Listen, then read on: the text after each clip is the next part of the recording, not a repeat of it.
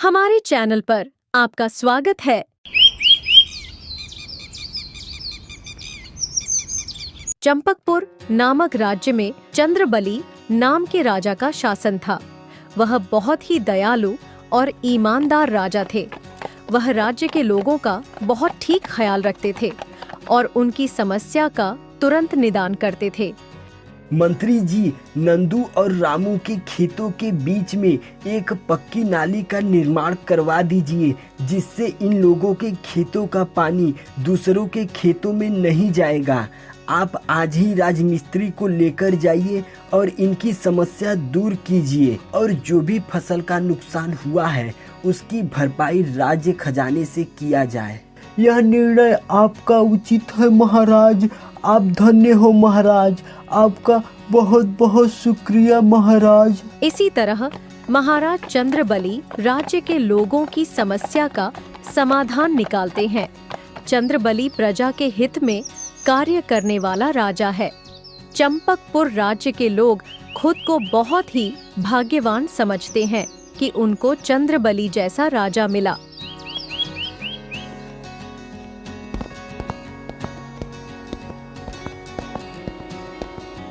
महाराज, हमारे राज खजाने में से 10 स्वर्ण मुद्राओं की चोरी हुई है महाराज। क्या राज्य खजाने में चोरी? यह कैसे हो सकता है मंत्री जी? हमारे राजमहल में तो कोई चोरी कर ही नहीं सकता और पहरेदारों को चकमा देकर बाहर से कोई अंदर भी नहीं आ सकता। फिर ये छोटी छोटी चोरियां कैसे हो रही हैं? महाराज, मुझे तो इन गरीब गांव वालों पर ही शक है महाराज।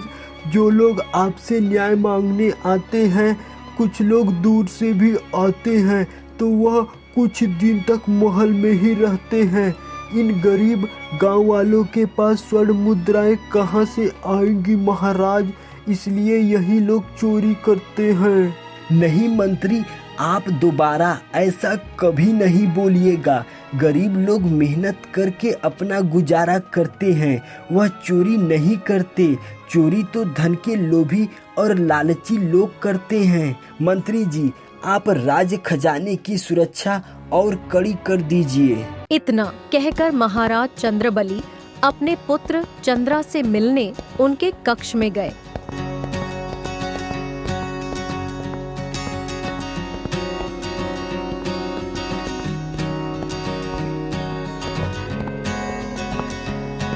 प्रणाम पिताश्री। कैसे हो पुत्र? मैं ठीक हूँ पिताश्री।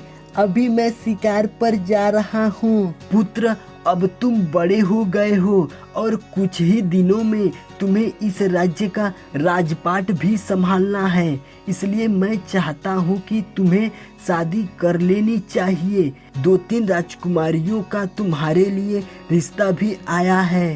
पिताश्री, मुझे माफ कीजिएगा, पर मुझे अभी शादी नहीं करनी है। मुझे अभी इस मोह माया में नहीं पड़ना है। लेकिन पुत्र, ऐसे कब तक चलेगा? नहीं पिताश्री, अब मैं शिकार पर जा रहा हूँ। महाराज से इतना बोलकर चंद्रा शिकार पर निकल गया।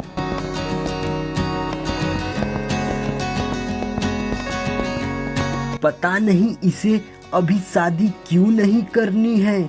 इसे किसी लड़की से लगाव ही नहीं है।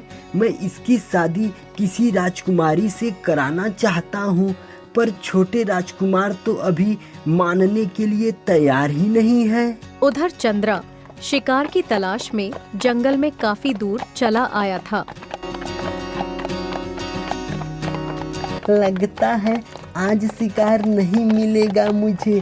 मैं तो महल से काफी दूर आ गया, पर अभी तक मुझे एक भी शिकार नहीं नजर आया। अब तो मुझे थकान भी होने लगी है। चलो इसी पेड़ के नीचे थोड़ा आराम कर लेता हूँ। चंद्रा नदी के किनारे पेड़ के पास आराम करने के लिए बैठ जाता है। थोड़ी देर में उसको नींद आ जाती है। कुछ देर बाद मीनाक्षी अपनी बकरियों को लेकर उसी नदी के किनारे पर पानी पिलाने आती है। बकरियों की आवाज सुनकर चंद्रा की नींद खुल जाती है।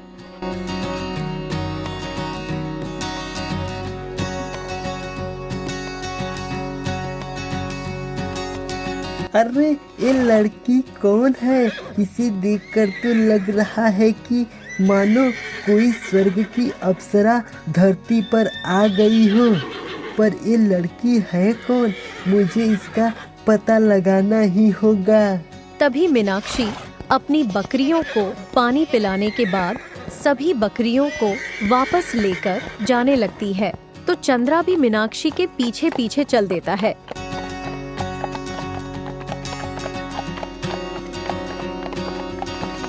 थोड़ी देर जाने के बाद मीनाक्षी अपने घर पर पहुंच जाती है। अच्छा, तो एक किसान की बेटी है। ये इतनी सुंदर है। इसकी सुंदरता के आगे तो बड़ी बड़ी राजकुमारियां भी फेल हैं। मैं तो इसे देखकर मोहित सा हो गया हूँ। मैं तो शादी करूँगा तो इसी लड़की के साथ करूँगा। पर ये तो किसान की पुत्री है। पिताश्री को तो राजकुमारी चाहिए। यही सब सोचते सोचते उलझे हुए मन के साथ चंद्रा राजमहल की तरफ चल देता है।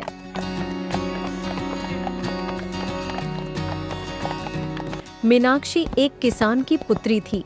वह अपना बहुत अच्छे से ख्याल रखती थी, इसलिए उसको देखते ही कोई भी मोहित हो जाता था।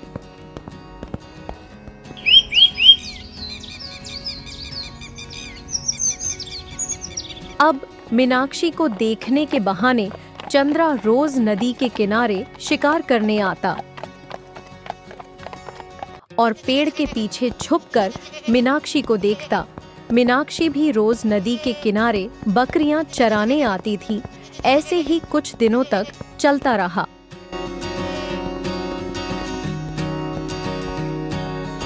बेटी, कल सुबह सुबह हम लोगों को तुम्हारे मामा के घर पर जाना है।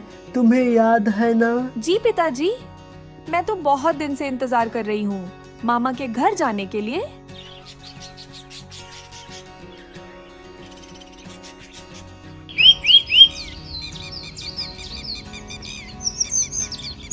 सुबह होते ही मीनाक्षी और उसके पिताजी मामा के घर जाने के लिए निकल पड़ते हैं। इधर चंद्रा भी सुबह सुबह नदी के किनारे शिकार करने के बहाने पहुंच जाता है। चंद्रा के बहुत इंतजार करने के बाद भी मीनाक्षी आज बकरी को पानी पिलाने नहीं आई। आज इतना समय हो गया, अभी तक वह युवती नहीं आई। कहाँ चली गई? उसको कोई समस्या तो नहीं हो गई? हे भगवान, क्या हुआ होगा? चंद्रा को मीनाक्षी का इंतजार करते करते शाम हो जाती है, लेकिन उस दिन मीनाक्षी बकरी को चराने नहीं आती है।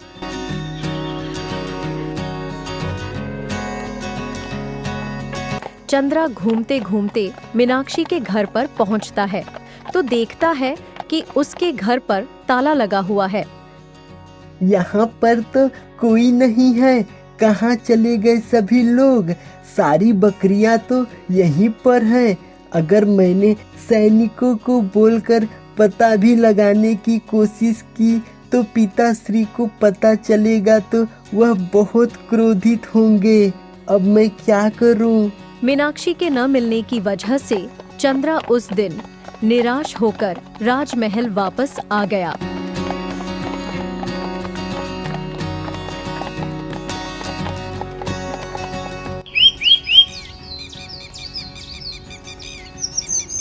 जब अगले दिन सुबह मीनाक्षी अपने मामा के घर से वापस आती है तो उसकी सारी बकरियां वहां पर नहीं थीं। पिताजी, पिताजी, हमारी बकरियां किसी ने चुरा ली हैं। यहाँ पर एक भी बकरी नहीं है। हमारी बकरियां कहाँ गई? क्या बकरियां चोरी हो गई? हे भगवान, ये क्या हो गया? हमारी बकरियां किसने चुराई? हमने तो कभी किसी का बुरा नहीं किया, फिर मेरे साथ ही ऐसा क्यों हो रहा है भगवान? पिताजी, आप चिंता मत कीजिए। हम लोगों को महाराज चंद्रबली के पास जाना चाहिए। शायद वह हमारी चोर पकड़ने में मदद कर सकते हैं। हाँ पुत्री, तुम सही बोल रही हो। महाराज तो गरीबों की मदद करते हैं, वह हमें जरूर न्याय दिलाएंगे। मीनाक्षी और उसके पिताजी राजमहल के लिए चल देते हैं।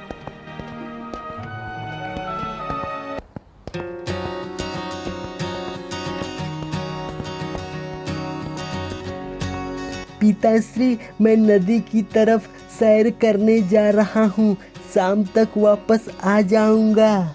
ठीक है पुत्र, जाओ। चंद्रा मीनाक्षी से मिलने की आस में नदी की तरफ चल देता है। उधर मीनाक्षी राजमहल पहुंच जाती है।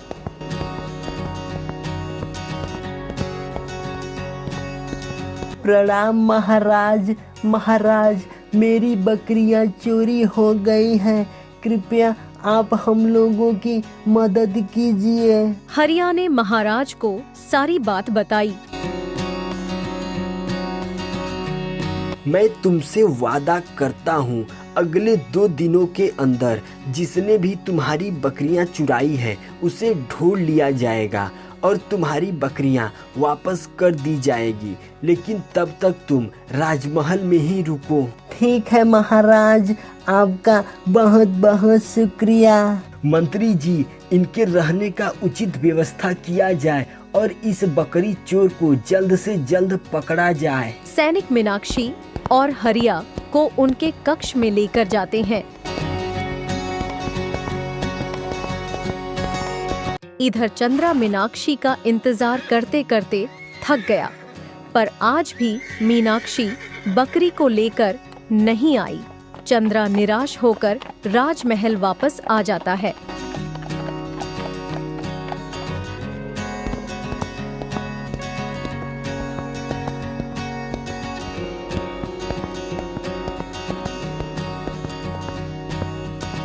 महाराज, हरिया से उसकी बकरी के विषय में कुछ जानकारी चाहिए थी। सैनिकों, हरिया और उसकी बेटी को दरबार में लेकर आओ।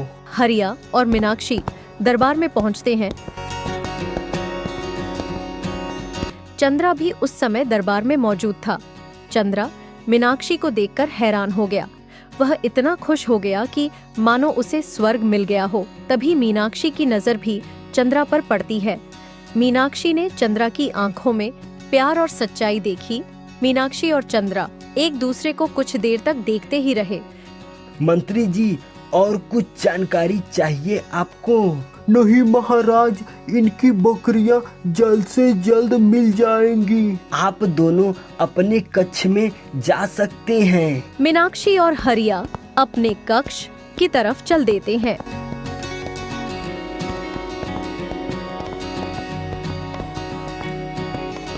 कुछ देर बाद चंद्रा मीनाक्षी से मिलने गया।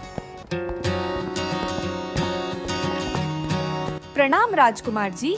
तुम्हारा नाम क्या है? मेरा नाम मीनाक्षी है। मीनाक्षी, मैं तुम्हें पहले से ही जानता हूँ। क्या मैं तो कोई राजकुमारी नहीं हूँ? आप मुझे कैसे जानते हैं? मैं जंगल में शिकार करने गया था, तभी तुम्हें बकरियां चराते हुए देखा था। तब से मैं तुम्हें देखने के लिए जंगल में रोज नदी किनारे पर जाता था। जब से मैंने तुम्हें देखा है तब से मुझे लगता है हम दोनों का आज से नहीं जन्मों जन्म का रिश्ता है। तुम्हें मैंने नहीं, मेरे दिल ने स्वीकार किया है। मैं तुम्हारे प्रेम में पड़ गया हूँ मीनाक्षी। राजकुमार जी, आप मुझे रोज देखने आते थे, तो आपने कभी मुझसे बात क्यों नहीं की? हर बार यही सोचता हूँ कि मैं राजकुमार क्यों हूँ। यदि मैं राजकुमार नहीं होता तो मैं आपसे कब का शादी कर लिया होता। मीनाक्षी, मेरे पिताश्री तुम्हें कभी भी स्वीकार नहीं करेंगे। उन्हें एक राजकुमारी ही चाहिए, इसलिए मैंने आपसे बात नहीं की।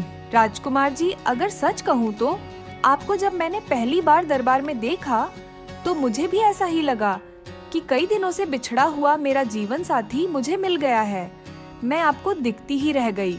फिर मुझे याद आया कि आप तो एक राजकुमार हैं और मैं एक किसान की बेटी, इसलिए मैंने खुद को संभाला। उसके बाद मीनाक्षी और चंद्रा ने कुछ समय एक दूसरे के साथ में बिताया और एक दूसरे से बहुत सारी बातें की।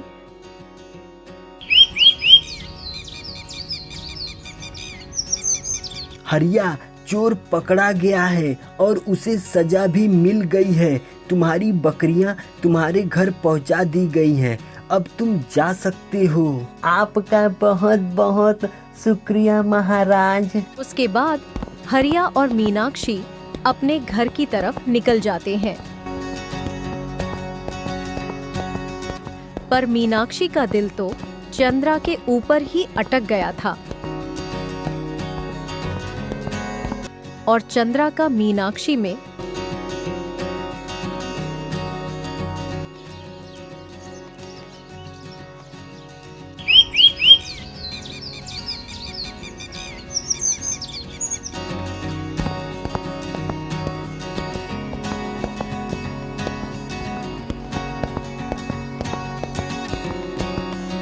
महाराज, आज तो राज खजाने में 600 स्वर्ण मुद्राओं की चोरी हुई है महाराज। क्या? अब तक तो 2-4 स्वर्ण मुद्राओं की चोरी होती थी, पर आज अचानक से 600 स्वर्ण मुद्राओं की चोरी हो गई। कौन हो सकता है चोर? बाहर का कोई महल के अंदर आता ही नहीं और महल के अंदर कोई भी ऐसा नहीं कर सकता, तो चोरी कैसे हो रही है? मुझे तो महाराज उस बकरी वाले हरिया और उसकी बेटी पर शक है, क्योंकि वही बाहर के लोग राजमहल में रुके थे, तभी स्वर्ण मुद्राओं की चोरी हुई है। हाँ, अब तो मुझे भी शक हो रहा है, क्योंकि बाहर का कोई तो आया ही नहीं। अगली बार से बाहर का कोई भी व्यक्ति राजमहल में आए तो उस पर कड़ी नजर रखी जाए। उधर चंद्रा मीनाक्षी से मिलने नदी के पास गया था। दोनों एक दूसरे से बातें कर रहे थे। मीनाक्षी, मैं तुम्हारे बिना नहीं रह सकता। चलो हम लोग किसी दूसरे राज्य में भागकर चलते हैं और शादी कर लेते हैं। नहीं चंद्रा, हम लोग ऐसा नहीं कर सकते। यदि हम लोगों ने ऐसा किया तो तुम्हारे पिताजी मेरे पिताजी को सजा दे देंगे। हम लोगों का प्यार सच्चा है, तो भगवान हमारी मदद जरूर करेंगे। बहुत शाम हो गई है, तुम राजमहल जाओ। चंद्रा राजमहल की तरफ चल देता है।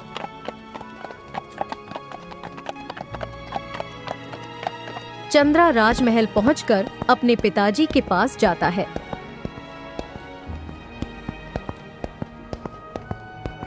पिताश्री, मुझे आपसे कुछ कहना है।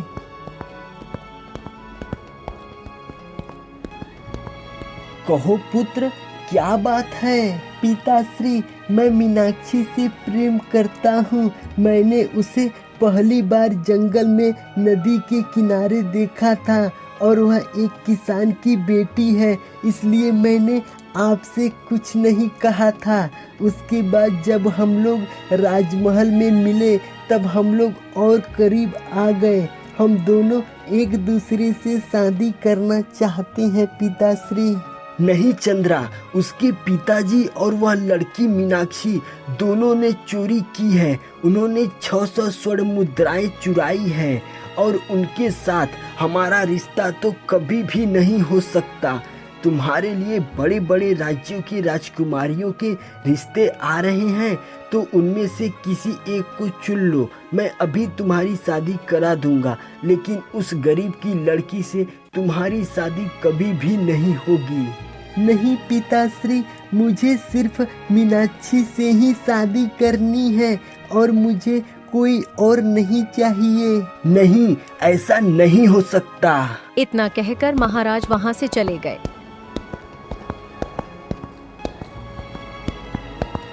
अब चंद्रा बहुत उदास रहने लगा। उसने खाना पीना भी बंद कर दिया। महाराज से चंद्रा की हालत नहीं देखी गई।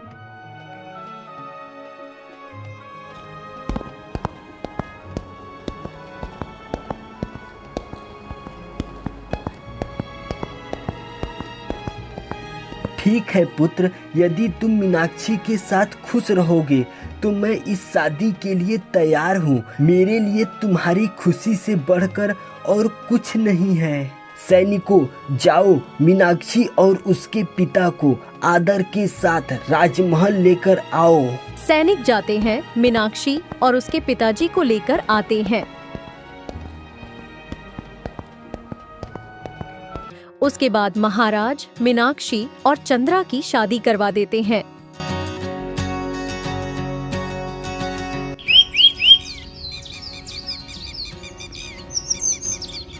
महाराज, आज तो 4000 स्वर्ण मुद्राओं की चोरी हुई है। ऐसा कैसे हो सकता है मंत्री जी? अब तो बाहर का कोई भी नहीं आता, फिर चोरी कैसे हुई? माफ कीजिएगा महाराज, बाहर का तो कोई भी नहीं आया, पर आपने तो चोरों के साथ ही रिश्ता बना लिया। मंत्री जी, क्या तुम मीनाक्षी की बात कर रहे हो? तुम जानते भी हो तुम क्या बोल रहे हो। इसके लिए तुम्हें कड़ी से कड़ी सजा मिल सकती है। माफी महाराज, माफी, गलती हो गई महाराज। मैं नहीं चाहता कल को कोई और यह सवाल उठाए। सैनिकों, मीनाक्षी और चंद्रा को दरबार में बुलाया जाए। मीनाक्षी और चंद्रा दरबार में आते हैं। पिताश्री, हमें इस तरह अचानक दरबार में क्यों बुलाया गया है? चंद्रा, कल 4000 स्वर्ण मुद्राओं की चोरी हुई है। क्या मीनाक्षी कल रात तुम्हारे साथ थी? हाँ पिताश्री, मीनाक्षी पूरी रात मेरे साथ ही थी। आप मीनाक्षी पर शक कर रहे हैं पिताश्री? नहीं चंद्रा, ऐसी बात नहीं है, तुम दोनों जा सकते हो। चंद्रा, ये सब क्या है? पिताजी मुझ पर शक क्यों कर रहे हैं? मीनाक्षी, पिछले कुछ दिनों से हमारे राजमहल में चोरी हो रही है। पहले 5-10 स्वर्ण मुद्राएं चोरी होती थी, लेकिन अभी कल 4000 स्वर्ण मुद्राओं की चोरी हुई है। इसलिए मंत्री जी को तुम पर शक है। तुम चोरी कभी नहीं कर सकती, ये मुझे मालूम है। तुम निश्चिंत रहो। अब मैं निश्चिंत नहीं रह सकती। चोर कोई और नहीं, राजमहल का ही कोई है। मेरे पिताजी और मुझ पर चोरी का झूठा आरोप लगाया गया है। मैं असली चोर को पकड़कर ही रहूंगी। मीनाक्षी चंद्रा को एक योजना बताती है।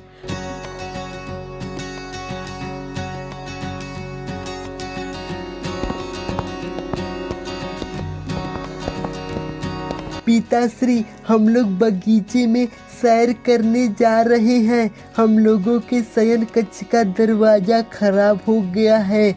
उसमें शादी की सभी स्वर्ण आभूषण रखे हुए हैं। मंत्री जी से बोलकर उसको ठीक करवा दीजिएगा। और हाँ पिताश्री, पहरेदारों को बोल दीजिएगा कि उस कक्ष में कोई भी प्रवेश नहीं करेगा। इतना बोलकर दोनों बगीचे की तरफ निकल गए। फिर पीछे की एक दरवाजे से अपने शयन कक्ष में आकर छुप गए। तभी वहां पर मंत्री जी घूमते घूमते पहुंचते हैं।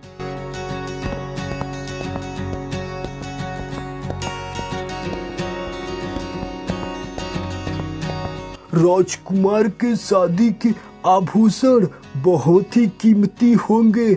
अगर मैं स्वर्ण मुद्राओं की तरह यह आभूषण भी चुरा लिया तो मैं बहुत अमीर आदमी बन जाऊंगा और यह राजमहल छोड़कर दूसरे राज्य में चला जाऊंगा। मंत्री शयन कक्ष में छुप जाता है और स्वर्ण आभूषण ढूंढने लगता है। तभी वहां पर मीनाक्षी और चंद्रा आ जाते हैं। फिर राजा भी वहां पर आ जाते हैं। मंत्री जी, आप यहाँ पर क्या कर रहे हैं? एक कक्ष का दरवाजा तो पहले से ही खराब हो गया था और इस कक्ष में सभी लोगों को आने के लिए मना किया गया था, पर आप क्यों आए यहाँ पर? तुम यहाँ क्या कर रहे हो? महाराज, मैं तो दरवाजा देखने आया था महाराज। दरवाजा? कैसा दरवाजा? सब समझ गया मैं। चोर तुम ही हो और मेरे प्यारे गांव वालों पर चोरी का आरोप लगाते थे। सैनिकों, इस मंत्री को कारागार में डाल दो। पुत्री मीनाक्षी, मुझे माफ कर दो। मैंने तुम्हारे पिताजी और तुम पर शक किया। तुम तो बहुत होशियार हो। आज से मैं तुम्हें इस राज्य की महारानी घोषित करता हूँ और चंद्रा को इस राज्य का महाराजा। उसके बाद राजा चंद्रबली ने मीनाक्षी और चंद्रा को राज्य का कार्यभार सौंप दिया। यह वीडियो आपको कैसा लगा हमें कमेंट बॉक्स में जरूर बताएं और चैनल पर पहली बार आए हैं तो इस चैनल को जरूर सब्सक्राइब करें।